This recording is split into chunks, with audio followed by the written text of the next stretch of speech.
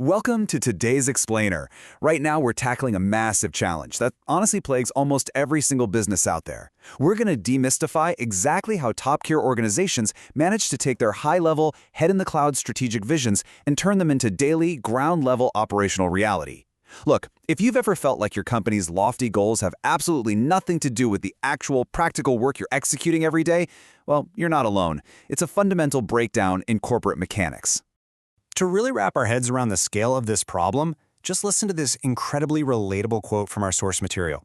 A distraught project manager actually called the CEO of his engineering construction company straight from the field and said, "I believe in the mission statement. I want to act in accordance with the mission statement.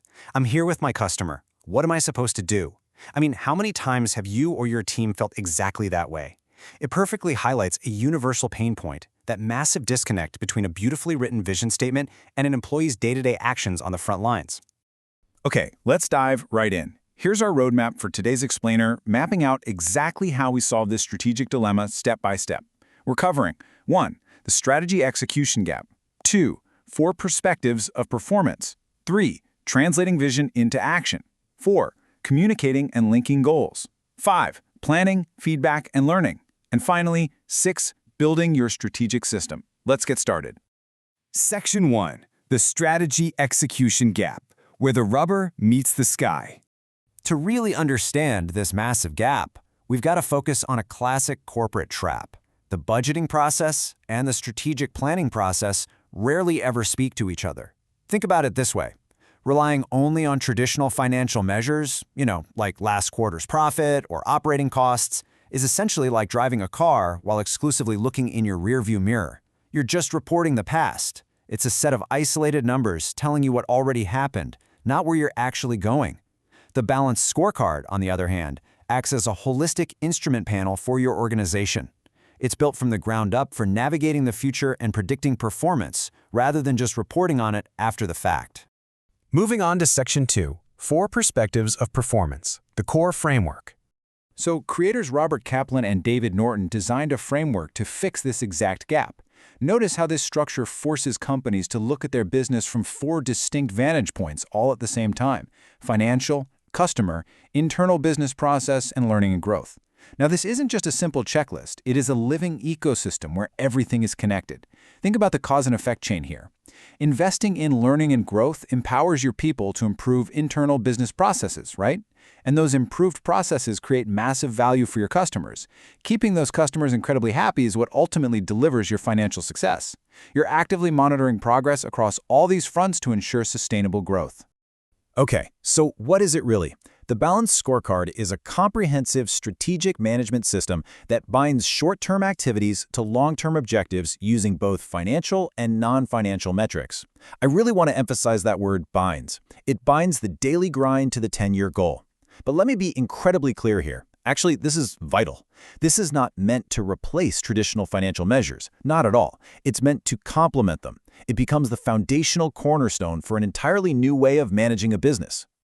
Section 3. Translating vision into action, the management engine. So, how does this actually operate as a daily management engine? Well, it relies on 4 continuous, interconnected processes. First, translating the vision. Second, communicating and linking. Third, business planning. And fourth, feedback and learning.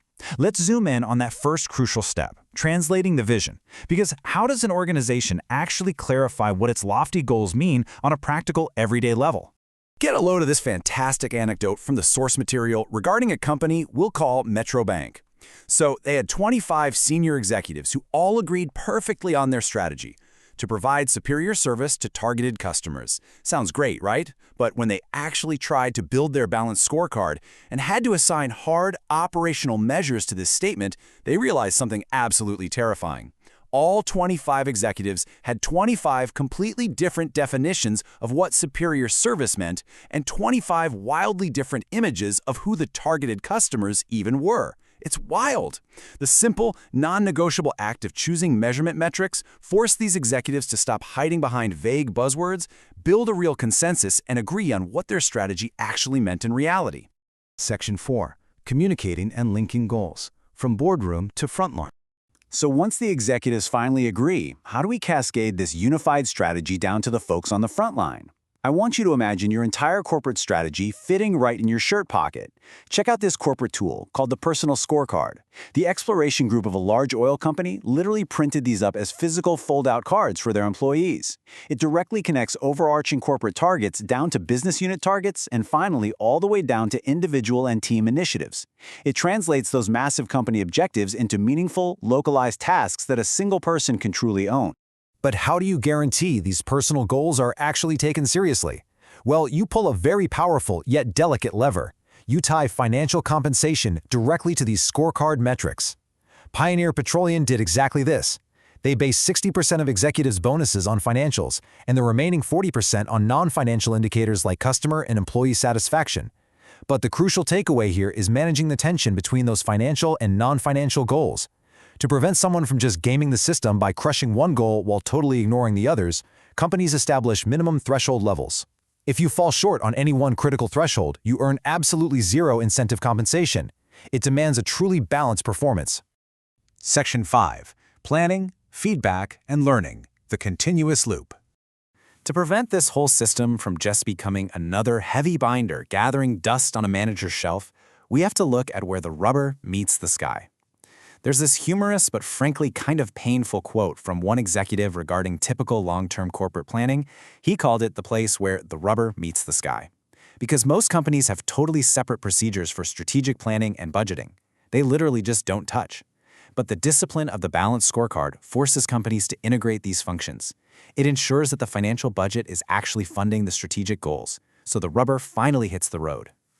And notice how that integration is maintained over time through the strategic learning spiral. The scorecard provides real-time strategic feedback. Think about it. Traditional feedback only tells you if you hit your financial budget months after the fact. But with the scorecard, you're getting immediate leading indicators from your customers, your internal processes, and your learning initiatives. This empowers managers to constantly test, reflect on, and adjust their theories about cause and effect. Let's unpack that for a second. If a manager theorizes that pouring money into more employee training will directly lead to faster customer service, the scorecard immediately shows them if that theory was actually true in practice. If customer wait times don't drop, the theory is wrong, and the manager pivots immediately. It turns the entire company into a continuously learning organization. Which brings us to Section 6, Building Your Strategic System, a 30-month journey. To make this a reality, let's look at National Insurance's concrete 30-month roadmap. Notice that the first entire year, phases 1 through 12, is practically just blueprinting and alignment. You simply cannot rush this. It takes 3 whole months just to clarify the corporate vision at the executive level. Then it takes another half year dedicated solely to getting the top 100 middle managers on board and translating that vision into business unit scorecards. It is a monumental shift in operations. Building this system takes serious, dedicated time, deep collaboration, and careful translation at every single level before it even begins to yield results. By Phase 2, you're no longer just planning, you are embedding the culture. It takes over a year to establish individual performance objectives and update the actual financial budgets to match the strategy. Around month 18, rigorous reviews kick in, focusing heavily on strategic issues, not just the financial budget. But the real finish line? That's around month 25 to 26. This is when the strategy is fully locked into the company's DNA because everyone's incentive compensation is linked directly to the scorecard. At this point, the Balanced Scorecard isn't just a corporate project anymore, it's the fundamental routine of the management process, the whole shebang. Which brings us to our final takeaway for today's explainer. I want to leave you with a provocative question to ask yourself when you look at your own organization's dashboard tomorrow. Are your company's metrics predicting your future, or are they just reporting your past?